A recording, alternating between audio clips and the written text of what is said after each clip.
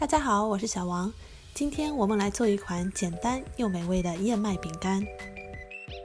首先，预热烤箱至350华氏度，取一个容器，加入212克普通面粉、1茶匙肉桂粉、半茶匙的小苏打、半茶匙泡打粉以及半茶匙的食用盐，搅拌均匀，放置一边待用。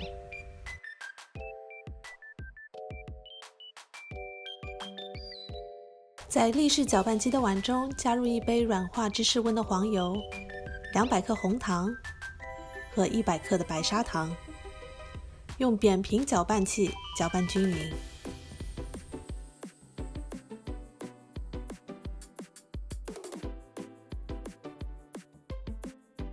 然后先加入1个鸡蛋，搅拌均匀。再加入第2个鸡蛋和1.5茶匙香草精，再次搅拌均匀。倒入第1步中的面粉混合物，搅拌至刚好混合。记得所有的搅拌过程不要过分搅拌，刚刚搅拌均匀即可进行下一步的操作。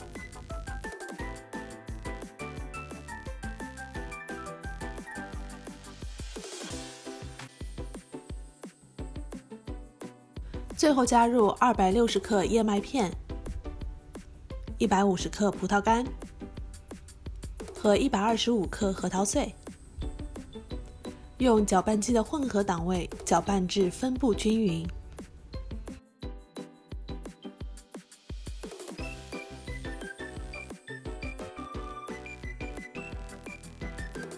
用刮刀把搅拌器上粘连的食材刮下来，这样燕麦饼干面团就做好了。接下来是整形环节，我用的是15毫升的汤匙，舀一勺满满的面料，大约40克重量，揉搓成球，放在垫好油脂的烤盘上。每2个面球间隔大约2英寸，我用的是13乘以18英寸的烤盘，也叫 half baking sheet， 一盘可以装12颗面球。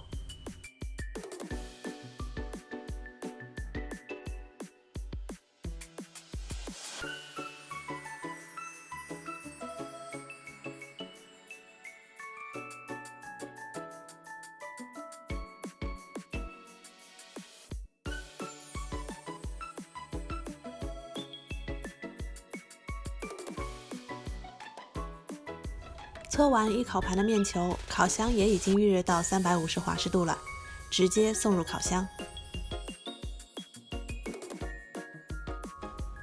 15分钟后取出烤盘，饼干边缘呈金黄色，中心看起来有些未烘透，这就说明大功告成。